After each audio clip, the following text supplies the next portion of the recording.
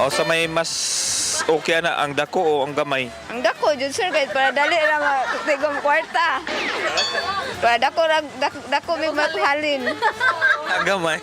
Gamay rag matigom. Mas maigi yung dako, sir. Kay Kay busog jud kay ga. Dako, ang gamay, di man kay ka mabusog. Dako. kay Ilami. Dio ya shayo. Dio ya shayo.